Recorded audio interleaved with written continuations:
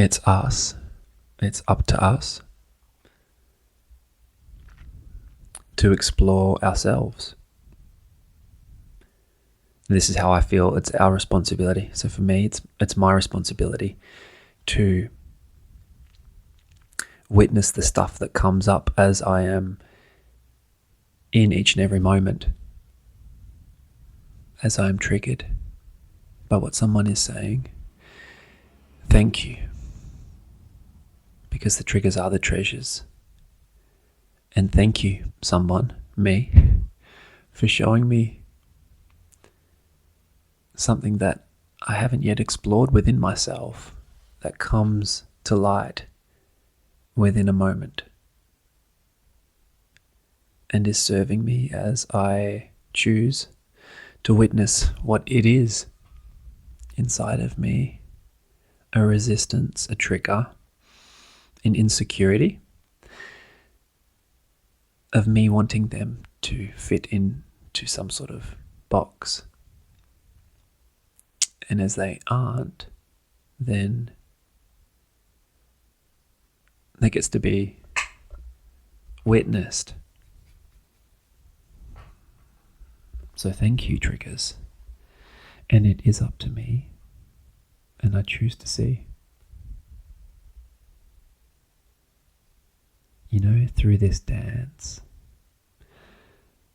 this physical experience of perceived separateness, coming back to the realization that we are all of it, and all of it is expressions of us. And so other people are here to awaken that within you. The expression of separateness is coming out to reveal what is within you. And that's how I feel like starting this one. Grateful to choose to see what's happening inside of me. Dr. Zeus taking over, taking the mic. Yeah, man. It's a dance, eh? As the sun pokes through my favourite tree. My goodness. It is morning time here in Perth, West Australia. Good morning to you. Good evening. Good afternoon, wherever you are in this present moment, this life experience, 2024. What a time to be alive. What a beautiful moment to experience life unfolding. The flower of life. What's happening in my world? Well, let me tell you. How are you, by the way? How are you feeling? This morning I was a little bit distracted.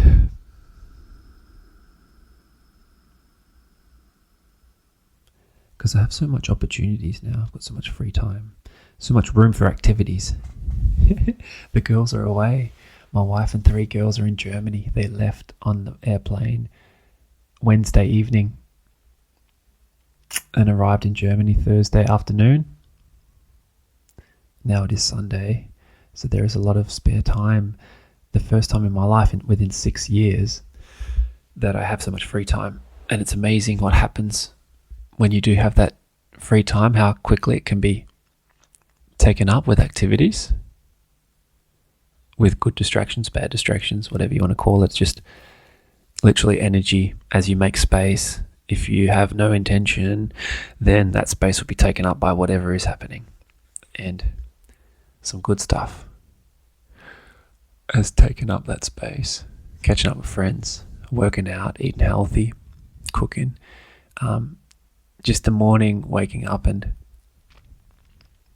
if you don't have an intention, then a lot of stuff can be presented to you. So definitely feeling overwhelmed, but I mean, come on, come back. It doesn't take much. It takes a breath to come back. Like, oh fuck, man, I've got this whole house to myself. It's quiet. Don't have to go to the gym right now. I can go later on. I get to go. Don't have to do anything. I get to be. And navigating that space the next 4 weeks of being here.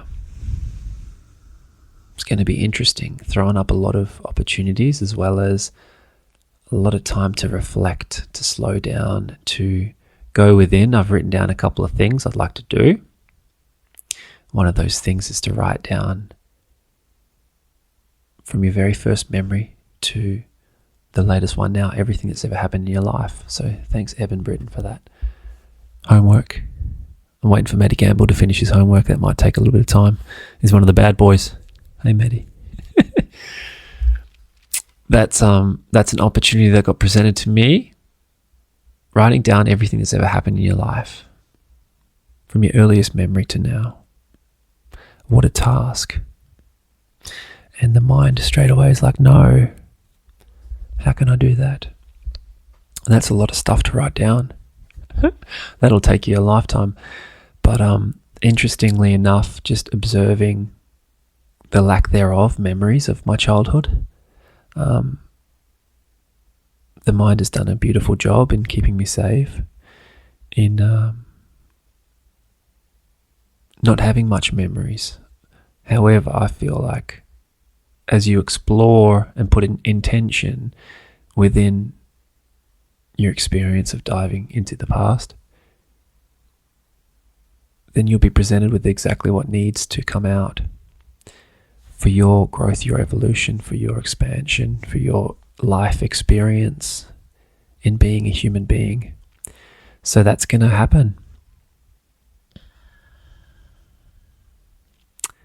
Yeah, I got that. I've got some life coaching and NLP coaching training I'm going to finish up on, receive that certificate. That's good for me, because I like information too, and I like to observe my past experiences and find little insights, little tools, little tactics, little strategies, little ways that I have navigated this experience and how I can share that with the world. And that's no coincidence that is also coming up for my gene keys, which is, there is never any coincidences. It's a reflection of the energy that I am when I came into this world through the stars, astrology, gene keys, human design. These are all beautiful tools too. So that's another thing I'll be looking at, exploring gene keys a little deeper. But also want to touch on loneliness versus being alone. Because having conversations with people, it's beautiful to witness what comes up within me. For instance, mentioning that I will be here by myself in the house for 4.5 weeks, for the first time, in my life, with having children, being away from them for so long, 3 girls, and conversations with everyone. It's interesting to witness the natural response of you're going to be lonely. Oh, you must feel lonely being away from the girls, which is a natural human response, isn't it? And yeah, that comes up. And also the feeling of being alone. I have a craving for that. I have a craving for being with me, which is so different now to where I was 6 years ago before Ella, our first daughter, was born, and how I navigated this physical life experience of Mark Mac, of the Slank, of Lanksy, of Mark McCormack, all the identities. The original one was Mark McCormack. Well, the one before that was God, in human form. Then the label came up, Mark McCormack. And throughout my childhood, what I've unraveled and started to uncover is just this sensitivity to life, this ability to experience the emotions quite deeply, which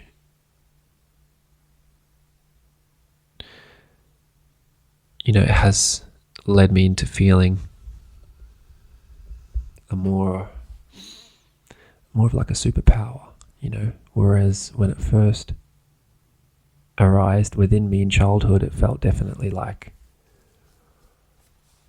a negative experience, suppressing a lot of emotions through navigating my way of being, through all of my parents' stuff as they became parents.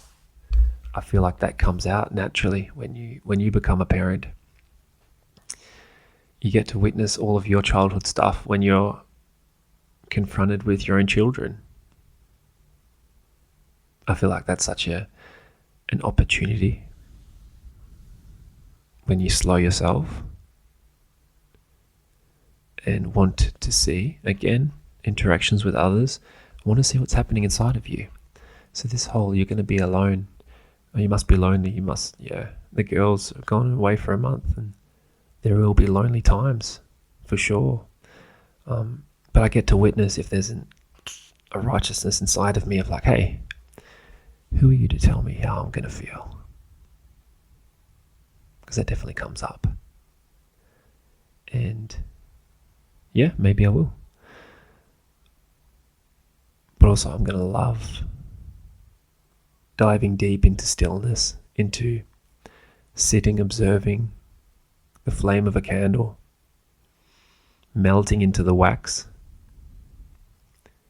and then heading upwards through the wick and evaporating into the atmosphere. I'm looking forward to that.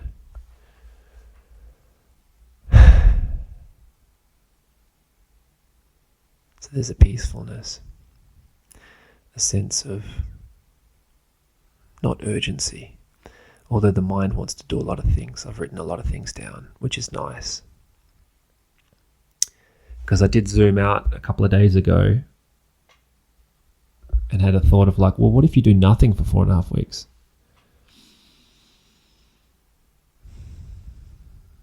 And I thought, I don't want to do that. Like, when will this opportunity ever present itself again where I'm away from the girls for such a length of time? It's clearly happening now for a reason.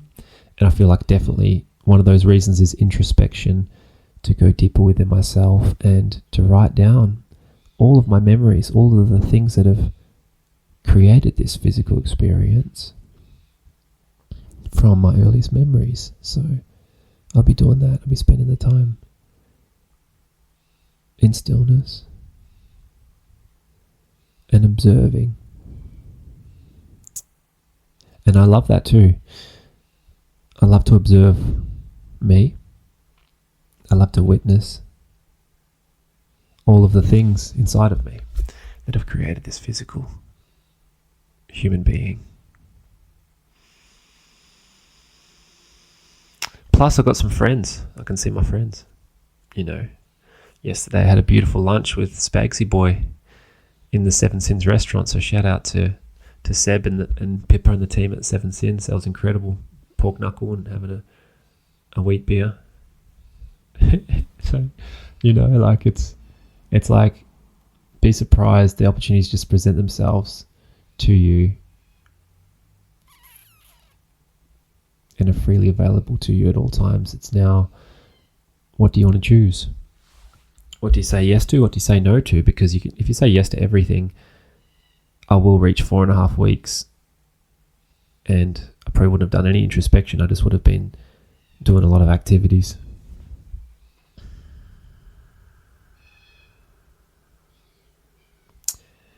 So with the overwhelm,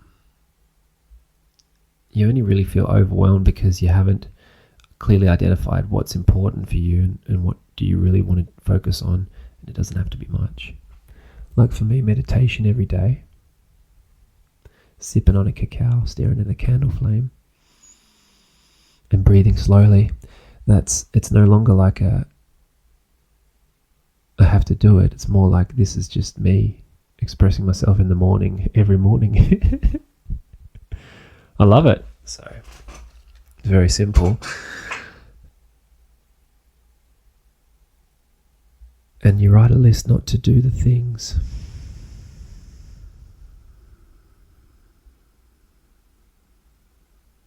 Because if I was here just writing lists of to-dos to get through, I'd get to the end of my life and realise I was just a human doing.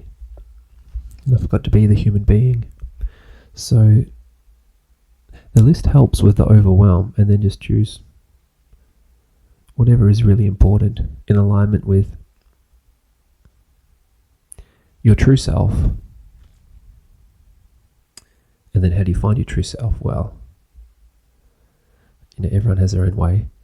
For me, definitely helps to reflect and meditate and slow down, and to treat every interaction as an opportunity to see myself. So when a conversation is happening, I'm listening, I'm present, and I'm also listening to the voice inside of my head as it critiques, analyzes, gathers information, reflects on past experience, awaits the next thing to be said. Oh yeah, that's exciting, I'm going to say that next. I'll just wait for an opportunity. Oh, you made me feel like this. Hey, hang on a second, don't tell me how to feel. Who are you to tell me I'm going to be lonely? It's my job to look at me, to observe the stuff happening inside of me. That's my responsibility. And as I do that to the best of my ability, my expression is my true self. Because I'm not trying to give you a version that I think you need. I'm literally being me and expressing me and allowing you to be you, because you are me.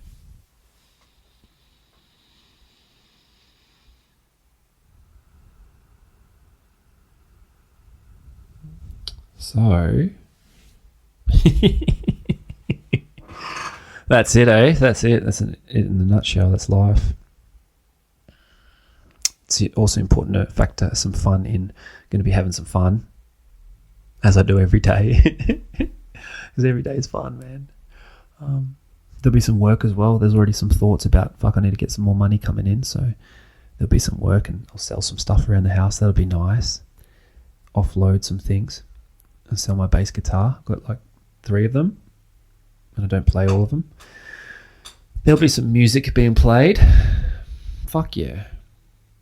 Because I remember last year on a plant ceremony, the spirit of God, of the universe, came to me and said, what's the sound of a musician that doesn't play any music? Nothing. So I'm like, oh fuck. Yeah, you're right. I haven't played music for a while, so I'll get back into that. Yeah, read a book and read A Course in Miracles. Journal. I've been enjoying in the morning starting my day with a little Bobby Proctor special that he recommends, which is write down 10 things you're grateful for. Send love to 3 people that are giving you a bit of grief, a bit of you're not really comfortable with them. Maybe they've pissed you off or whatever. To send love to them. And I feel the reason for that is because when you're holding a negative feeling inside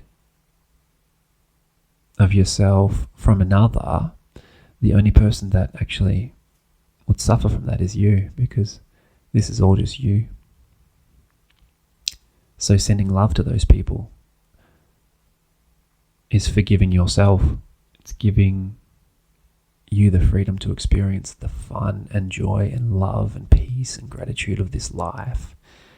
So you don't have to hold on to that resentment, even though they might have done some wrong things to you in the past. It's a forgiveness for yourself, because you're forgiving yourself and allowing yourself to feel the peace that you are. So do that. And then Bobby says as well, just to close your eyes for 5 minutes or stare at a candle flame, just meditate, relax, and ask for guidance. Because the guidance we're seeking is It's already here. The next move is putting that next foot forward. And there's faith or fear. There's two lenses to which we perceive the uncertainty of the next moment. There's faith or fear. Both of those exist in the unknown. So why not choose faith instead of choosing fear? Because we don't know how it's going to go. But I feel like faith feels much more fun than being scared, overwhelmed, insecure, anxious about the next thing. I don't fucking know what's going to happen. I don't know what's going to happen. But if I did know, it'd be a pretty boring life, wouldn't it? If we knew the outcome of everything. The safety and security which we perceive in our mind telling us that's what we need. I like a little bit of it, don't you worry about that. But I love the mystery, the magic, the miraculous, marvelous moments of surrendering to the unknown. Let's see what happens. Let's see where life takes us next. So, while we're back here, this is a beautiful place to remind yourself that all of the answers that you're looking for are within you now. To relax in the knowing that you are held by the universe and embraced, and you are perfect the way that you are. So enjoy, live life, dance, sing, and we'll see you in the next moment. May you find whatever it is you're looking for, and may you look for it, because whatever you are looking for, you will find. I love you.